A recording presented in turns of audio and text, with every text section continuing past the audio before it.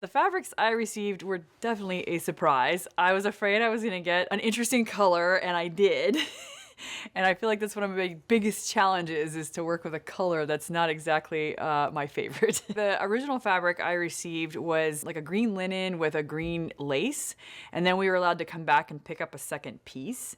And the second piece is my favorite. It is a cheetah print green with bugle beads over the top of it. It's very sparkly. I came up with an idea fairly quickly. The color actually, it's sort of I call it cat vomit green. It had kind of a military vibe to me actually, and so I came up with a jacket pattern, and I'm trying to use some contrast with that very feminine lace in this sort of masculine jacket. So that's kind of what came into my head, and that's what I'm working on right now. The design was inspired mostly by the color and then this big contrast between the fabrics. So there's a very kind of like green masculine linen, and then there's some very feminine lace and beaded type fabrics. So the dichotomy between those two is really interesting because it's not something I would ever put together. I've worked with beaded fabrics before, and they can be tricky.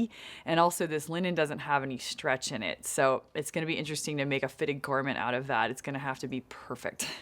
I think upcycling is great. Honestly, so many of our fabrics and garments wind up in the landfill, and I think it would be interesting to see a trend where we can take old garments and reuse them or repurpose them into different fashion clothes, because it's really interesting to see how people put different designs together. And I mean, I'm in a workshop right now where we're working through that, and stuff that I never would have thought of about how to put these fabrics together actually makes them less of a challenge in the color and more of an interesting design.